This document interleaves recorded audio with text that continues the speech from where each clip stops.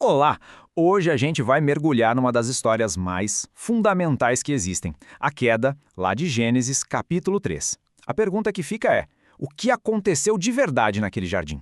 E olha que interessante, a história não começa bem com o homem ou com a mulher. Não. O foco inicial é numa outra criatura, descrita como a mais sagaz de todas. É a entrada dela em cena, a da serpente, que é o verdadeiro gatilho que dispara toda a trama.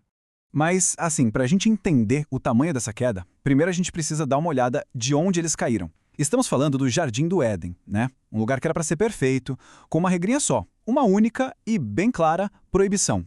E a regra era super simples. Olha, de todas as árvores vocês podem comer, menos daquela ali, a do conhecimento do bem e do mal. E a consequência, caso desobedecessem, era bem direta: a morte. Ponto final. Todo o equilíbrio daquele paraíso, de certa forma, girava em torno dessa única condição. E é exatamente aí, nesse ponto, que a serpente vai atacar.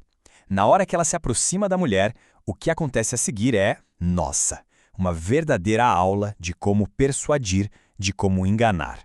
Reparem bem em como a tentação começa. A serpente não chega e dá uma ordem. Não, ela faz uma pergunta.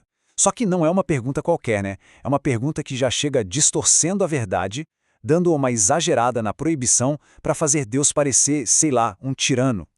Esse é o primeiro passinho para plantar a semente da dúvida. Então, primeiro veio a dúvida, e logo depois, a negação direta. A mulher ainda tenta argumentar, lembrando do aviso de Deus, para que não morrais. Mas a resposta da serpente é uma mentira descarada. É certo que não morrereis. É um desafio direto, cara a cara, à palavra de Deus. E aqui vem o golpe de mestre, a cartada final da tentação. A serpente não só diz que eles não vão morrer, mas ela vai além. Ela basicamente acusa Deus de ter um motivo egoísta. Ela muda toda a narrativa, sabe? A desobediência não é mais uma rebelião, mas sim um atalho para a iluminação, para se tornar como Deus. Ou seja, na versão dela, a proibição não era para proteger, era para limitar. Bom, com a semente da dúvida já plantada e essa promessa de se tornar quase um deus no ar, o palco está montado para o momento da decisão. E as consequências, nossa, elas são imediatas e vão ser muito, muito profundas. E o texto deixa claro que não foi uma decisão assim no calor do momento.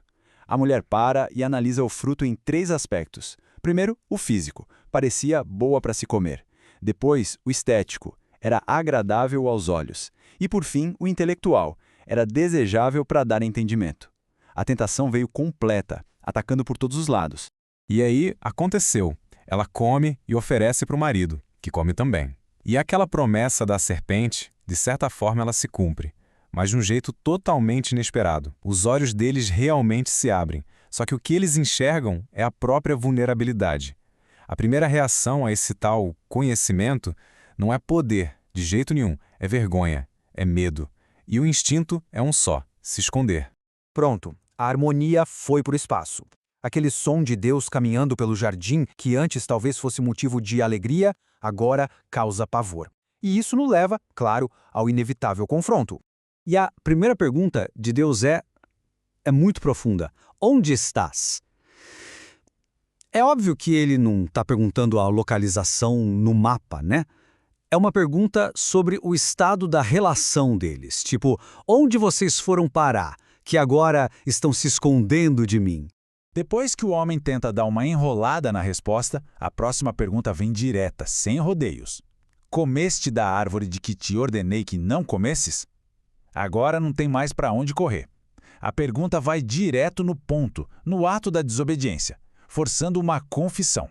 A resposta do homem aqui é, nossa, muito reveladora. Ele assume a responsabilidade? Que nada. Pelo contrário, ele joga a culpa na mulher e, de quebra, ainda dá uma cutucada em Deus, a mulher que tu me deste. É aqui que começa o famoso jogo de empurra. E o jogo de empurra continua. Quando Deus pergunta para a mulher, ela também não assume a responsabilidade por completo. Ela aponta o dedo para a serpente me enganou e eu comi. Percebe? Ninguém ali simplesmente diz, a culpa foi minha, eu errei. A culpa vai sendo passada para frente até chegar na origem de tudo. Ok, então com todo mundo confessando, mas ao mesmo tempo culpando o outro, a história muda de tom. Agora a gente entra na fase do julgamento. Cada um dos envolvidos naquele rolo todo vai receber uma consequência bem específica, que vai mudar para sempre a vida como eles conheciam. E as sentenças são muito diretas e transformadoras. A serpente, bom, ela é humilhada. A mulher vai ter dor na criação da vida, na hora de ter filhos. E o homem? O homem vai ter que ralar muito, lutar contra a própria terra para conseguir se sustentar. E ainda por cima vai ser sempre lembrado de que é mortal. Então, as consequências individuais foram dadas uma por uma. Mas ainda faltava a consequência final para o casal. A relação deles com aquele lugar, com o jardim e com Deus ali dentro. Simplesmente não podia mais ser a mesma. E o texto dá um motivo bem claro para a expulsão. Olha que interessante. De certa forma, a expulsão é quase como uma proteção. Era uma medida para impedir que a humanidade, que agora estava nesse estado de separação, vivesse para sempre, eternamente, nessa condição. E é assim que a história termina. Com esse ato final super dramático, a expulsão é definitiva. O caminho de volta, fechado. Bloqueado por querubins e uma espada de fogo, deixando bem claro que a separação era total e que voltar era impossível. E tudo isso faz a gente voltar lá no início, na promessa da serpente, ser conhecedor do bem e do mal. No fim das contas, a promessa se cumpriu, mas de um jeito trágico, né? Fica a pergunta, o que significa de verdade ter esse conhecimento? Um conhecimento que traz consciência, claro, mas que ao mesmo tempo traz vergonha, traz dor. Essa é a grande questão que essa passagem de Gênesis deixa no ar para a gente pensar.